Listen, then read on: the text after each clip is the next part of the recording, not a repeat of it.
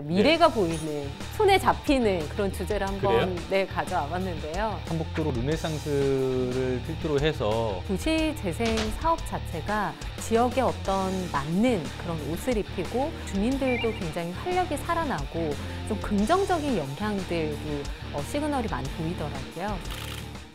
기자들이 만드는 속풀이 방송 부산 기자회견 시작하겠습니다. 차선영 기자 그리고 안일기 PD와 함께합니다. 안녕하십니까? 안녕하세요. 네, 안녕하십니까? 자, 차선영 기자, 오늘 주제는 뭘까요? 좀 제가 고구마 맨날 고구마부터 시작해요. 지난 시간에 이 얘기했거든요. 고구마 농사하냐고. 오늘은 좀 희망찬 주제 한번 가져와 봤습니다. 미래가 보이는, 손에 잡히는 그런 주제를 한번 가져와 봤는데요. 도시재생 사업입니다. 도시재생. 아, 정말 그동안 분노 유발하고 혈압 상승 이런 주제들 얘기하다가 희망찬 얘기를 하자고 하니까 제가 민망하네요. 이야기를 하고도 굉장히 민망했는데 오늘은 좀 희망찬 이야기, 또 부산의 그런 변화를 가져올 이 사업들에 대해서 좀 짚어보고자 합니다.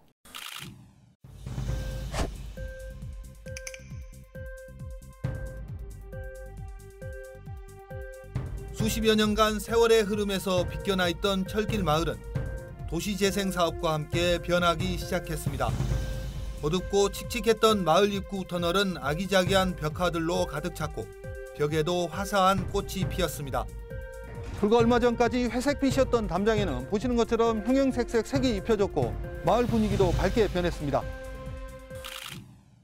지금 뭐 부산 곳곳에서 도시재생 사업들이 진행되면서 부산의 전체적인 모습도 조금씩 바뀌고 있고 삼복도로 르네상스를 필두로 해서 뭐 그렇게 좀 관 위주로 이루어졌다면 이제는 민간에서도 많이 참여하는 이런 식의 변화들이 많이 가져왔는데 말이죠. 네, 맞습니다. 이 도시재생 사업 자체가 사실 이 낙후된 지역에서 이 변화를 이끌어내는 거잖아요. 그래서 지역에 어떤 맞는 그런 옷을 입히고 또 이렇다 보니까 주민들도 굉장히 활력이 살아나고 좀 긍정적인 영향들도 시그널이 많이 보이더라고요. 그래요. 알겠습니다. 네, 먼저 이 비하인드 썰 풀어보기 전에 타 언론사 헤드라인 먼저 짚어보도록 하겠습니다. 부산시 도시재생 유대사업 6곳 2,993억 원 투입, 부산 진구 철길마을 건강생활센터 개소식, 부산 동구 주거취약지 쪽방촌 내년에 도시재생 착수, 5년 뒤 부산 좌천동은 쪽방촌서 공동주택 예술공방 변신. 이 도시재생 얘기가 나올 때마다 뭔가 좀 뭔가 모를 기대감을 갖게 하는 건 분명히 있는 것 같아요. 여러 가지 정책들의 방향성도 좀 나타나는 것 같고 또 정부의 도시재생 뉴딜 이런 정책들이나 부산시의 이제 소규모 도시재생들까지 합쳐져서 주민들의 삶의 질 향상을 위한 이런 방향들이 좀 확정되는 것 같은데 부산에서 진행 중인 도시재생 사업은 어떤 것들이 있고 또 어떻게 진행될 예정인지 이런 좀 진행 상황들을 짚어보죠. 네, 뭐 앞서 말씀하셨듯이 부산 지역을 대표하는 도시재생 이렇게 한다면 삼복도로 르네상스 사업 떠올리실 텐데 2017년 그 이후부터도 굉장히 많은 곳에서 도시재생 사업 그 대상지로 선정이 됐습니다. 2년 동안 모두 11곳의 사업지를 선정해서 추진해 오고 있는데요. 지난해 상하반기 추가로 6곳이 더 추가로 선정이 됐습니다. 대상지는 부산 진구 부암일동, 수영구 수영동, 사상구 괴법동, 남구 용호동, 사하구 괴정동, 영도구 대평동이 지난해 추가로 선정이 됐습니다. 이 사업 대상지가 많아지면은 그만큼 투입되는 사업비도 상당히 이제 커질 수밖에 없는데. 네, 맞습니다. 규모는 어느 정도로 됩니까? 네, 숫자는 우리 탈곡기 님께 맡기겠습니다. 그러니까 2017년에서 2018년 사이에 11곳 대상지 선정되지 않습니까? 이제 국비가 1,090억 포함해서 7,149억의 총 사업비인데 평균으로 따지면 한 곳당 700억 정도의 모습 보이고 있죠. 작년 상하반기에 지정된 6곳의 대상지는 총 2,993억이니까 평균 400억 정도입니다. 1,000억 단위를 넘어가는 훌쩍 넘는 그런 큰 금액인데 사실 이게 건물 하나를 짓고 하는 게 아니라 마을 전체의 변화를 만들기 때문에 그만큼 금액이 커질 수밖에 없는 것 같습니다. 이 개념 차이가 있더라고요.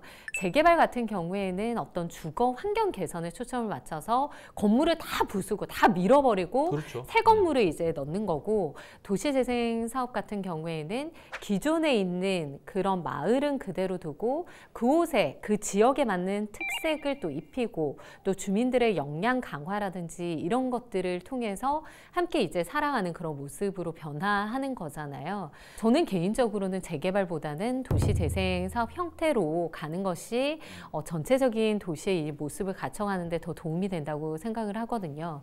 결국에는 뭐 특히나 이제 원도심 쪽에서 이런 작업들이 많이 이루어지다 보니까 원도심을 다 뜯어 고치는 이런 방식의 개발이 아니라 부산의 원도심의 특성을 살릴 수 있는 정말 부산의 상징성을 가져갈 수 있는 그런 식으로 도시를 재생을 해보자라는 개념들이 계속해서 나오는 것 같습니다. 네, 부산 지역에 워낙 도시 재생 사업이 지금 시작되는 곳도 많고 시작할 예정인 곳도 많기 때문에 하나씩 좀 짚어보면 좋을 것 같아요. 예. 네. 좁은 골목을 사이에 두고 집들이 다닥다닥 붙어 있습니다. 6.25 전쟁 당시 형성된 삼복도로입니다. 대부분의 주민들은 열악한 주거 환경 속에서 거주하고 있습니다. 주거 여건이 가장 열악하고 조속한 정비가 필요한 좌천역 주변의 쪽방촌을 첫 번째 주거 환경 개선 사업의 대상지로 선정하게 되었습니다. 네, 이 도시 재생 사업이 적합한 지역이 원도심이 아닐까 싶어요. 맞아요. 이 동구 좌천동이 도시 재생 대열에 합류할 예정입니다. 봉생병원 뒤쪽에 있는 이제 소위 말하는 이제 쪽방촌들이 많이 좀 밀집돼 있는 그쪽 지역을 얘기하는 거지 않습니까? 네, 맞습니다. 여기가 이 한국 전쟁 그 이후에 좀 정책 이주 지역으로 이 피난민들이 많이 이제 대거 이동을 해서 좀 예.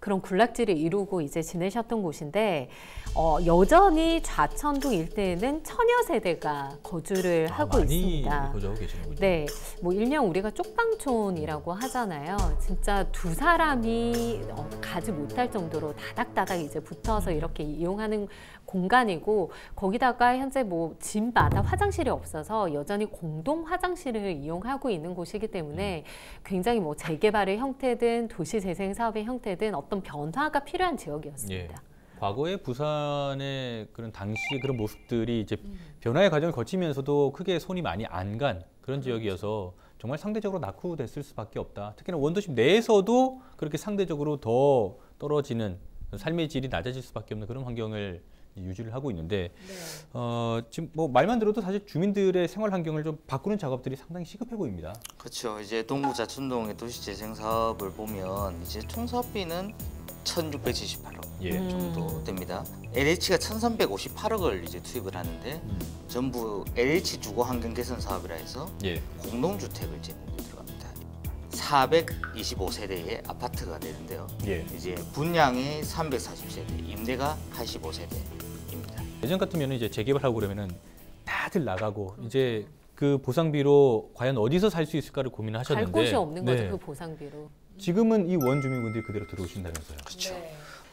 순환형 임대주택이나 수정 아파트 매입한 아파트로 이제 들어가주는 형태로. 그 쪽방촌 같은 경우에는 저희가 정말 더운 여름에 그리고 너무 추운 한겨울에 취재를 자주 가잖아요. 그렇죠. 워낙 주거 환경 자체가 열악하다 보니까 근데 이런 모습을 취재를 더 이상 안 해도 되니까 좀 안 봤으면 좋겠다. 이번 기회에 예. 네, 잘 됐으면 좋겠다는 생각이 들고요. 그 원주민들이 쫓겨날 걱정 없이 지낼 수 있다는 게 너무 좋네요. 그렇죠. 저도 그 부분이 제일 좀 네. 상당히 와닿았는데 네. 그리고 뭐 주변 환경도 뭐 문화복지센터나 뭐 공원 비롯해서 주민들이 이제 휴식 공간이라든가 이런 것들도 네, 많이 네. 만들어질 테니까 이제 뭐 고질적인 주차난도 해소되고 이런 것들 변화들을 기대를 해볼 수 있을 것 같습니다. 네. 좁은 골목길로 들어서자 한눈에 들어오는 건물. 실내에는 간단한 운동기구가 들어서 있고 요가와 서예 등의 프로그램을 운영할 수 있는 공간도 따로 마련됐습니다. 도시재생 뉴딜 사업의 일환으로 지어진 거점 시설, 건강생활센터입니다. 잡초가 무성했던 공터에는 정자와 벤치가 설치됐고 나무가 자라며 쉼터로 탈바꿈했습니다. 이처럼 마련된 공간들은 주민들의 교류의 장이 됐습니다. 만날 장소가 없었는데 지금은 거점 시설이 들어오니까 사랑방이 생기고 사랑방에서 도란도란 앉아서 동네 일에 대해서 서로 상의하고 의논할 수 있는 자, 부산 곳곳에서 도시재생 사업이 진행이 되고 있는데 이미 사업이 완료된 곳도 있고 아직도 좀 진행 중인 곳도 있고 어느 정도 마무리 단계에 가는 곳도 있는 것 같습니다. 올해는 그 부산 진구 철길 마을이 이제 새로운 모습으로 좀 탄생을 했죠. 주민 편의 시설이 일단은 정말 많이 생겼습니다. 낙후된 지역이지만 뭐 운동 시설이라든지 얼마 전에는 생활 건강 센터도 좀 개설을 했더라고요. 그래서 뭐 운동 기구도 있고 요가라든지 서예 같은 이런 프로그램, 취미 생활을 할 수 있는 그런 프로그램도 이제 개설이 됐기 때문에 주민들은 한 지역에서 좀 이웃 간 정도 나누고 이런 프로그램 또 활용도 하고 운동도 같이 하시면서 좀 생활의 질이 좀 높아지지 않으셨을까 이런 생각이 드네요. 그러고 보니까 이게 단순히 주민 편의시설 하나 만드는 건물 그 자체로 끝나지 않고 동네에 그 활력 불어넣는 그런 역할들도 많이 하겠어요. 그렇죠. 이제 아무래도 도시재생이 단순히 도시를 재생한다는 것을 뛰어넘어서 생활을 재생하는 그런 역할을 하는 거니까요. 아무래도 그런 의미에서 사실 정부 차원에서 이제 세금을 투입하는 거지 사실은 그게 아니면 마을 재생을 하는 의미가 없겠죠, 사실. 그렇죠. 하드웨어뿐만 아니라 소프트웨어까지 바꿀 수 있는 그런 기점이 되는 것 같습니다. 도시 재생 사업의 이제 특징이 관 주도가 아니라 주민 주도가 가장 큰 차이점이 있을 것 같습니다. 일단은 주민들이 갖고 나가고 주민들이 원하는 방식으로 좀 변화를 이끌어내고 있기 때문에 더 주목받고 있는 것 같은데요. 금사 회동동 같은 경우에도 이제 앞으로 지금 공사를 한창 진행 중이더라고요. 뭐 사랑방도 생길 것이고, 뭐 금사 푸드앤파크라고 해서 청년층도 좀 유입을 시켜서 좀 그런 좀 낙후된 지역 같은 경우에는 어르신들이 많이 계시잖아요. 근데 젊은 층들이 유입할 수 있는 이런 공간을 만드는 것도 굉장히 좀 긍정적으로 보이더라고요. 기존에 살던 사람들도 하나 둘씩 떠나면서 빈집이 생기고 그 빈집이 생기다 보니까는 사람들이 지나가면서 쓰레기도 던지고 또 지나가면 냄새도 많이 났었고 지역 현안을 해결하고 특징을 살린 도시재생을 통해 반송이동의 변화의 바람이 일고 있습니다. 좁은 골목, 다닥다닥 붙어있는 집, 골목형 도시재생이 이뤄지고 있는 해운대구 반송이동에는 40여 곳의 공폐가가 있는데요. 그중 해운대구는 28곳의 공폐가를 매입했고 이제 이 공간은 주민들의 의견으로 채워집니다. 해운대구가 매입한 28곳의 공폐가 중 14곳은 철거해 소공원과 문화공간, 체육시설 등을 조성합니다. 반송이동 같은 경우는 전체 이주 지역이고 집도 이렇게 붙어 있다 보니까 사실 이 젊은 층들이 이제 빠져나가고 실제로 비어 있는 집들도 굉장히 많은 것으로 알고 있거든요. 근데 구 자체에서 이렇게 매입해서 어떤 공간을 활용을 한다면 혹시 뭐 주민들 입장에서는 활기도 살아날 수 있고 또 어떻게 이제 채워지는지에 따라서 굉장히 좋은 지역의 효과가 있을 것 같아요. 지금 해운대구에서 28개 공폐가 중에서 한 10개 정도를 매입해가지고 그 활용도를 이제 찾고 있는데 뭐 주민들의 소통 공간으로 많이 좀 활용이 될 것 같고요. 네, 뭐 맞아요. 마을 우체통을 설치한다든가 이런 주민들이 아기자기하게 소통할 수 있는 이런 공간들, 이런 시스템들이 많이 좀 확충될 것 같아서 또 다른 변화가 또 기대가 되긴 합니다. 네, 뭐 도시 재생 사업 이렇게 거창하게 이야기하지 않더라도 사실 마을 주민들의 어떤 역량이 많이 올라가면서 이런 취약 지역의 경우에도 주민들이 자발적으로 이런 노력들이 모이는 경우도 많더라고요. 금정의 이제 서동의 오차마을 같은 경우에도 이렇게 쪽방촌들 이렇게 다닥다닥 붙어 있는 어떻게 보면 주거 이제 취약 지역일 수가 있는데 오래전부터 이런 개선 활동들을 주민들이 직접 힘을 모아서 우리가 이런 것들이 필요하다.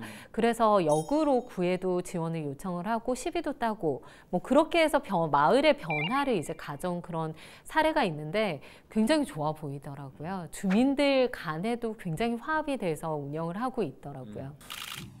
영도 앞바다가 훤히 펼쳐진 야외 테라스. 건물 안에서는 칵테일 제조가 한창입니다. 영도구 봉산마을의 문을 연 칵테일 체험 공간입니다.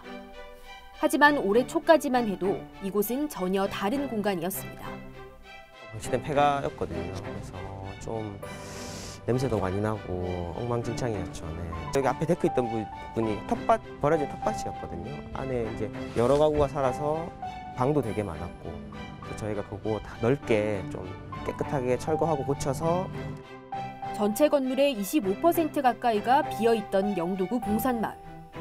지자체는 고민 끝에 버려진 빈집을 사들여 빈 공간이 필요한 사람들에게 빌려주는 일종의 빈집 재생 실험을 시작했습니다. 자, 그러면 도시재생 사업이 원활하게만 진행이 된다면 지금 부산의 인구가 계속해서 줄어들고 있는데 이런 인구 감소세를 막을 수 있을까요? 이 인구 감소세 겪는 지역들이 좀 더 좀 연착륙할 수 있는 그런 완충제 역할을 할 수 있겠죠. 뭐 작업 공간이 필요한 예술가한테 대여해주는 방식도 있고 다양하게 쓸 수 있는 방식들을 통해 가지고 이제 뭐 인구 감소에 대한 대책은 안 되더라도 이제 다른 방식으로 어떻게 좀 쓸 수 있는 방안들은 강구할 수 있겠죠. 영도구 봉산마을 같은 경우에는 400세대 정도가 있는데 한 80세대, 90세대 정도가 빈집이라고 해요. 뭐 많이 빠져나가니까. 그렇죠. 네. 그리고 원도심이 다 어르신들이 이제 돌아가시고 나면은 집 처치할 수가 없어서 계속 놨는데 빈집 은행을 운영을 하더라고요. 도시재생지원센터가 이제 공인중개사처럼 그 전체 빈집들 현황 쭉 관리하고 하면서 필요한 사람들이 있으면 이제 매칭을 해주는 거죠. 그렇게 하면서 오히려 필요한 사람들은 그 정보를 쉽게 얻을 수 있어서 좋고 또 지역에서는 빈집 관리가 제대로 되니까 또 그런 뭐 윈윈할 수 있는 그런 시스템들이 만들어졌는데 빈집은행 굉장히 기발한데요.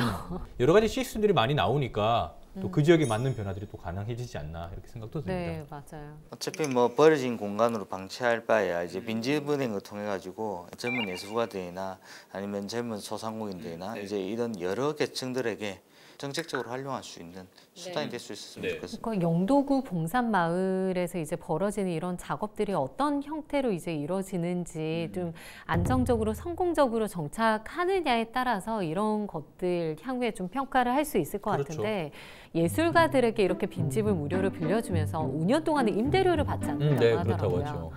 줄 서는 거 아닌지 모르겠어요. 예술가들이 소문을 들으셨으려나? 빨리 소문을 들으셔가지고 좀 요즘 코로나19 때문에 굉장히 힘든 예술가도 많잖아요. 뭐 거의 셧다운 상태니까 이런 정책들 많이 홍보를 해가지고 이런 좀 고급 정보잖아요. 그렇죠, 맞아요. 친한 분 계시면 좀 소문 좀 내시면 좋을 것 같아요. 아니 도움 될 것 같아요. 숙제를 안겨드리고 그러세요? 네. 뭐 예전에 우리가 기자회견 지난 편들 진행을 하면서 빈집에 대한 얘기도 많이 했었고 또 도시재생 얘기도 하면서 다른 뭐 외국의 사례들도 같이 얘기를 하고 했었는데 베스트 사례들이 쭉 모아진다면은 부산만의 이런 강점이 좀 되지 않을까 이런 생각도 들어요. 네, 좀 성공했으면 좋겠어요. 성공한 사례가 나와서 막 전국에서 벤치마킹 오고 부산에 살고 싶다, 부산 가서 살고 싶다 이런 마음이 생겼으면 좋겠어요. 자, 지금까지 부산에 불어오는 변화의 바람, 부산의 도시재생 사업들에 대해서 좀 짚어봤는데요. 오늘의 주제를 또 부산 기자들의 말말말로 정리를 해보도록 하겠습니다. 저부터 하죠. 네. 제가 하다가 좀 생각이 났기 때문에 부산 도시재생 사업은 항해다. 배를 타고 가면 상당히 오랜 시간 바다에 머물게 되는데 짧은 시간에 해결할 수 있는 사업이 아니고 아주 오랜 시간에 걸쳐서 주민들의 의견을 수렴하고 또 우리가 얘기했던 것처럼 그 지역의 특성을 잘 살릴 수 있는 그런 도시재생 정책들이 만들어져야 됩니다. 그래서 저는 이제 출항을 하기 위해서 사실 준비하고 또 몇 달씩 몇 년씩 배를 타고 하는 그런 과정들에 좀 비유를 한다면은 장기간에 걸친 그런 고민들, 그런 사업들이 이루어져야 되지 않을까 이렇게 좀 생각을 해봤습니다. 네, 저는 부산 도시재생 사업은 키맨이 주민이다. 사실 이야기를 하면서 느끼는 거지만 도시재생 사업 이꼴 주민이 아닌가. 이거는 주민들 힘이 없으면 성공하기 어려운 사업이다. 이런 생각이 계속 들더라고요. 주민을 빼고는 말할 수 없다. 이런 의미에서 키맨이 주민이다. 이렇게 잡아봤습니다. 네, 평론가님께서. 네, 이거 썼다 저거 썼다가 많이 고쳤습니다. 참. 퇴고를 많이 하셨군요. 네, 부산 도시재생 사업은 상생협력이다. 뭐 원주민과 이제 새로 유입되는 이 분들의 이제 상생과 협력으로 사실은 이제 도시재생의 이제 성패가 갈린다 봅니다. 이거는 뭐 예산만에 가지고 뭐 논할 수 있는 사항이 아니고 사업의 내용이라든가 그 사업의 내용에 가지고 주민들이 어떻게 구성하고 이끌어 나가는가 그것이 과연 도시재생의 성패다. 그런 점에서 상생협력이다라고 알아봤습니다. 네, 알겠습니다. 자, 손때가 묻어서 빛바랜 물건을 발견을 했을 때 그걸 그냥 버릴 수도 있겠지만은 또 조금 손보고 다듬고 하면은 그 속에 또 다른 가치를 우리가 발견할 수 있을 것 같습니다. 지금 원도심이 여러 가지 이유로 많이 침체되고 쇠퇴되어 있는데 지금 벌어지고 있는 도시재생 사업들이 또 원도심의 제2의 부흥기를 가져올 수 있는 그런 기점이 되기를 바라겠습니다. 오늘 기자회견 여기서 마칩니다. 고맙습니다.